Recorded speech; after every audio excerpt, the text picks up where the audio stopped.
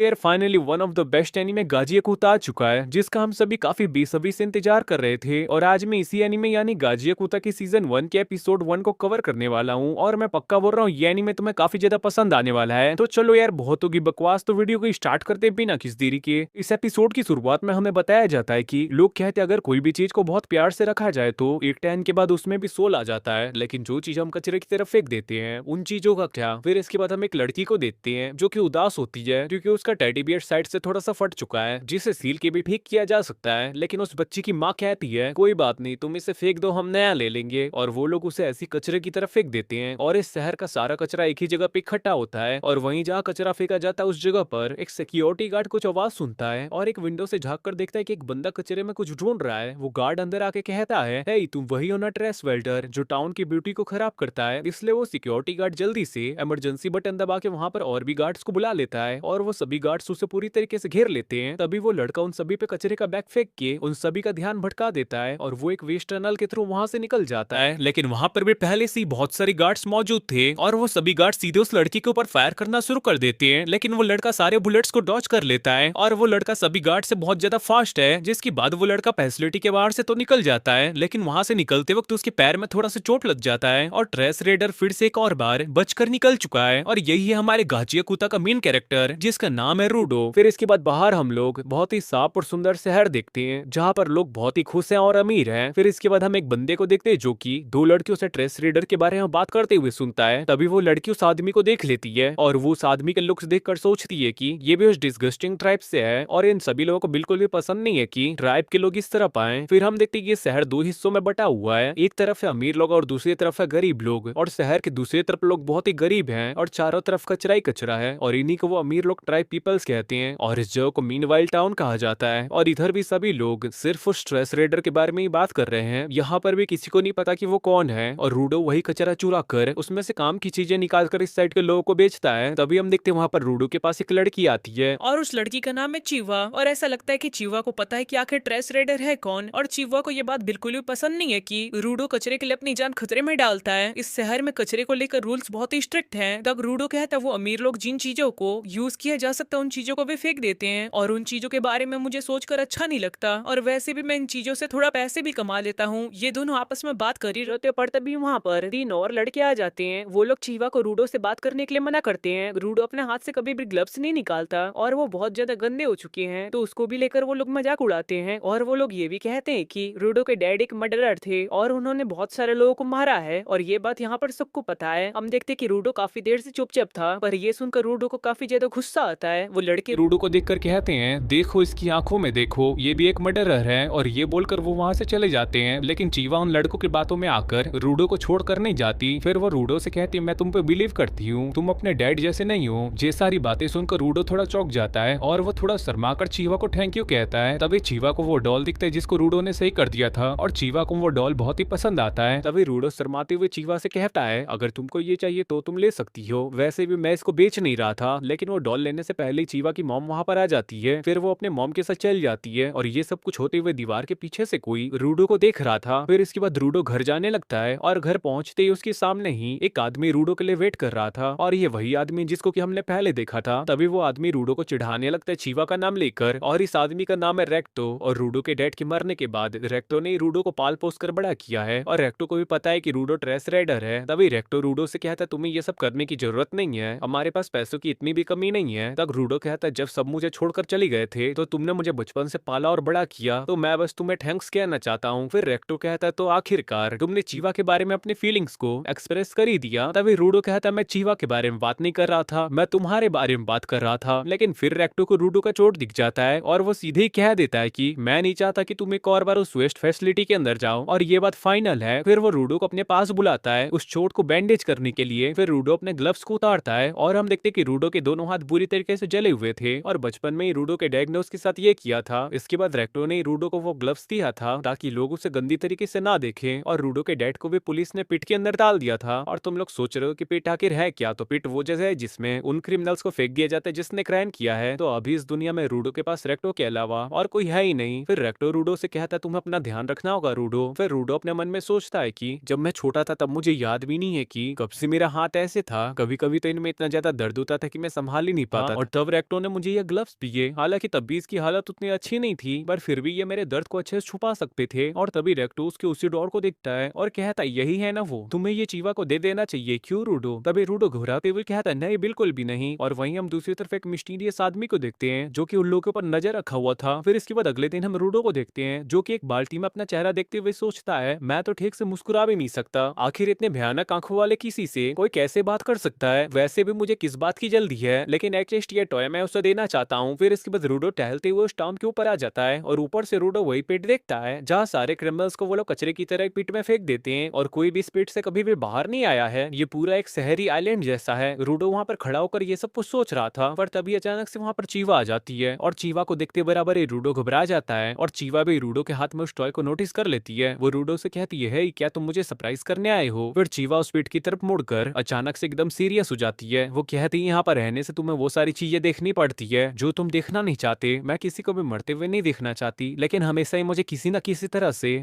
किसी न किसी को यहाँ पर मरते हुए देखना पड़ता है। मुझे भी अच्छा नहीं लगता कि अच्छी चीजों को कचरे की तरफ फेंक दिया जाता है, लेकिन मैं ये भी नहीं चाहती कि तुम उन चीजों की वजह से खुद को मुश्किल में न डालो। मैं उस पेट में तुम्हें गिरते हुए नहीं देखना चाहती। रूडो कहता है, रेक्टो ने भी मुझे यही बात कही। तब चीवा कहती है, हाँ क्योंकि वो भी तुमसे बहुत प्यार करते हैं। तब रूडो हैरान होते हुए कहता है, वो भी मतलब? तब चीवा एकदम से नर्वस हो जाती है और वो काफी ज्यादा शर्माने लगती है, लेकिन रूडो की हालत उससे भी ज्यादा खराब हो चुकी थी। वो इस समय क्या रिएक्ट करे उसे कुछ भी समझ में नहीं आ रहा है और वो अजीब हरकतें करते हुए जमीन पर लेट जाता है। फिर रूडो खुद को संभालता और वो चीवा को वही टॉय देता है। फिर रूडो चीवा से कहता है, शायद से इसे कचरे की तरफ फेंक दिया गया था, लेकिन मैंने इसको ठीक कर दिया है, ये तुम्हारे साथ रह सकता है। फिर चीवा उस टॉय को लेकर कहती, मुझे ये बहुत पसंद आया, मैं हमेशा इसको अपने पास रखूंगी। इस बात से रूडो इतना ज्यादा शर्मा जाता है कि वो वहां पर से दौड़कर भाग जाता है। उसे नहीं पता था कि ऐसे हालात में उसे क्या करना चाहिए, तो वो रेक्टो से पूछने जा रहा था। तभी रास्ते में दौड़ते हुए रूडो किसी से जोर से टकरा जाता है और ये वही सिटी में रहने वाले गार्ड्स थे। इसके बाद रूडो जल्दी से अपने घर की तरफ निकल जाता है और जैसे ही वो अपने घर का डोर खोलता है, एक आदमी रेक्टो को जान से मार रहा होता है और ये वही मिस्टीरियस आदमी था जो कि रेक्टो रूडो के ऊपर पहले भी नजर रखा था। तभी रूडो गुस्से में आकर उसी मिस्टीरियस आदमी के ऊपर अटैक करने जाता है और तभी अगले सीन में हम देखते हैं रूडो की हालत काफी ज्यादा खराब है और उसकी नाक से ब्लड आ रहा होता है और वो अपने आप को बिल्कुल भी मूव नहीं कर पा रहा था। तभी हम देखते हैं वहां पर एक मिस्टीरियस बुक भी पड़ी हुई थी जिसे वो मिस्टीरियस आदमी उठा लेता है। फिर इसके बाद वो मिस्टीरियस आदमी वहां से चला जाता है। फिर रूडो खुद को संभालते हुए रेक्टो के पास जाता है। तभी रेक्टो अपनी टूटी फूटी आवाज में रूडो को वहां से भागने के लिए कहता है। तभी रूडो कहता है, तुम अभी भी जिंदा हो, मैं तुम्हें बचाऊंगा। तभी रेक्टो चिल्लाते हुए कहता है, जितना जल्दी हो सके रूडो यहाँ से भाग जाओ, ये दुनिया बहुत ही खराब है, तुम्हें इस दुनिया को बदलना होगा। तभी पीछे से रूडो को कोई टेजर मार देता है और हम देखते वहां पर पुलिस आ चुकी होती है और उन लोगों को लग रहा था कि रेक्टो का मर्डर रूडो ने किया है और वो चिल्लाते हुए कहता है, ये सब मैंने नहीं किया है। और वो अपने बात पूरी करे उससे पहले ही वो रेक्टो की तरफ देखता है और रेक्टो ऑलरेडी मर चुका है। फिर रूडो सभी को समझाते रहता है कि मैंने कुछ नहीं किया, पर वो पुलिस वाला रूडो को मारकर बेहोश कर देता है और फिर कुछ ही टाइम में पूरे शहर में ये खबर फैल जाती है कि रूडो ने रेक्टो को मार दिया है और ये खबर चीवा तक भी पहुंच जाती है और इस शहर के रूल्स के मुताबिक रूडो को पीठ के ऊपर टांग दिया गया है और पूरा शहर ये तमाशा देख रहा है। और रूडो बहुत ही ज्यादा डिप्रेस्ड था और सोच रहा होता है कि आखिर ये सब क्या चल रहा है, इनमें से एक भी इंसान मेरी बात क्यों नहीं सुन रहा है। तभी उस भीड़ में रूडो को चीवा भी दिखती है और चीवा को रूडो के ऊपर से पूरी तरीके से बिलीव हट चुका है और रूडो के दिए हुए डॉल को भी चीवा फेंक देती है। पीठ के ऊपर झूलते हुए अचानक से रूडो मुस्कुराते हुए कहता है, असल में तो कचरा तुम लोग हो, तुम में से किसी का भी खुद का दिमाग नहीं है, तुम्हारी आंखें कान है लेकिन तुम लोग सुन नहीं सकते, देख नहीं सकते। तभी उस भीड़ में रूडो को वही मिस्टीरियस आदमी भी दिखता है जिसने रेक्टो को मारा था। फिर इसके बाद रस्सी छूट जाती है और रूडो पीठ के अंदर गिरने लगता है और अंदर गिरते वक्त रूडो चिल्लाते हुए कहता है, मैं तुम सबको मार दूंगा, पूरी ह्यूमैनिटी को खत्म कर दूंगा, हर एक को मार दूंगा मैं। और हम देखते नीचे गिरते वक्त रूडो के चारों तरफ अंधेरा छा जाता है और उसी अंधेरे के बीच से रूडो को दूर एक बहुत बड़ा सा स्ट्रक्चर दिखता है। फिर कुछ देर बाद हम देखते रूडो को जब होश आता है, हम देखते कि रूडो कचरे के ऊपर लेटा हुआ है। वो उठकर चारों तरफ देखता है, जहां तक उसका नजर जा रहा है बस हर तरफ कचरा ही कचरा है। और रूडो अपने मन में सोच ही रहा था कि आखिर ये जगह है क्या। तभी हम देखते हैं रूडो के पीछे कचरे में कुछ हलचल होने लग जाती है और जब रूडो पीछे मुड़कर देखता है तो वो देखता है कि उसके पीछे एक बहुत बड़ा कचरे का बना हुआ मॉन्स्टर है। और इसी के साथ ये एपिसोड यहीं पर एंड हो जाता है।